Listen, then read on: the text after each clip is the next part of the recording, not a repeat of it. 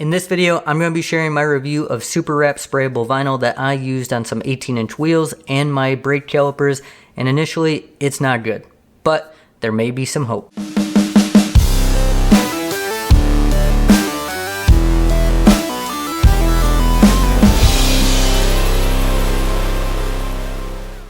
Hello everybody, welcome back to the channel. This is the Dad Wagon. If you're new here, don't forget to like and subscribe. And I am fired up today, and I got some Jimmy Neutron looking flow going here to match that vibe. So let's jump right into this and talk a little bit about the SuperWrap Sprayable vinyl that I just applied on my wheels and calipers about 2 months ago. So I used this SuperWrap product to change the color of my wheels to a really nice dark bronze.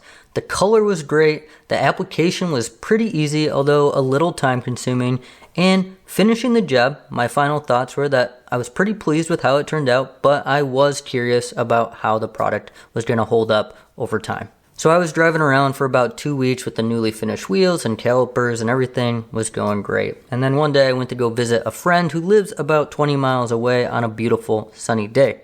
And after our visit, it started to downpour and I was headed home. Downpouring so much, I even stopped to capture it for my Instagram story and shared it here. After I captured this, I continued to drive home, and once I made it home, ran inside because it was still pouring rain. However, the next day when I went out to my car, I found this. What the...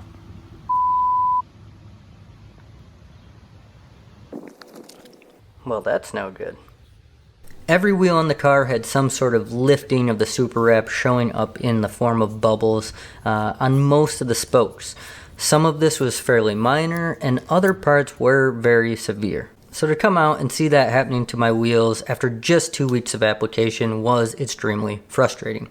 Especially because I'm not someone who would typically assume that the product had something wrong with it. Especially because I do so many DIY things, I generally assume it's something that I did or the way I installed it, which it could be. However, my attention to detail on this project was higher than normal, and I took lots of care in preparing and applying this product when doing it, especially when I've seen other YouTubers out there using this SuperWrap Sprayable vinyl in much worse conditions and applying way too few coats. I immediately went inside to go contact SuperWrap and see what could be done about this, and see if this was typical wear and tear for pretty severe weather conditions. The SuperWrap team was extremely quick in responding to my request and helping me diagnose what was going on. They asked me a ton of questions about my application process, when it took place, how I did it, how many coats, so on and so forth, and were really detailed in trying to get to the bottom of this.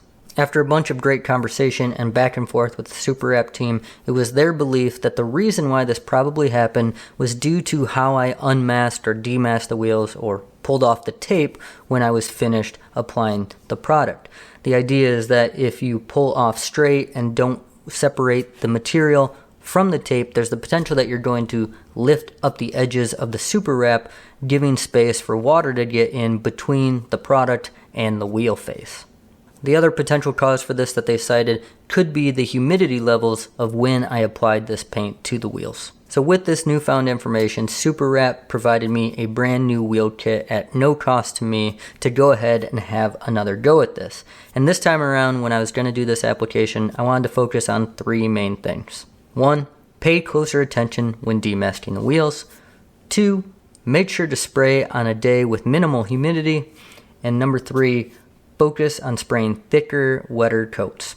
This is something I learned when doing my calipers. My calipers came out with a much shinier and thicker finish than my wheels because I had more experience with the product by that time. While I waited for my new SuperWrap kit to arrive, I went and used a pressure washer to remove all the SuperWrap that was currently on the wheels. I cleaned the wheels, gave them ample amount of time to dry, and when that new kit arrived, I got to spraying.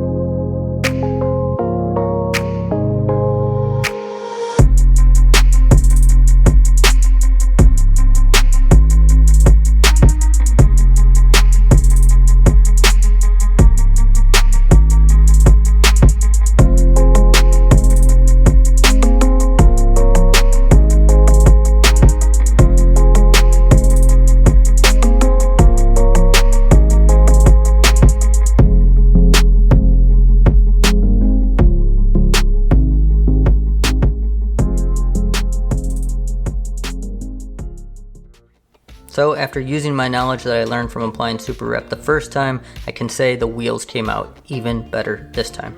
The finish on them seems glossier, it seems thicker, and it definitely seems more durable. I paid very close attention when removing the tape and making sure to separate it well from the material before taking it off and giving the wheels ample time to dry. So overall, after applying this second application of SuperWrap, I do have high hopes for its longevity. Fingers crossed.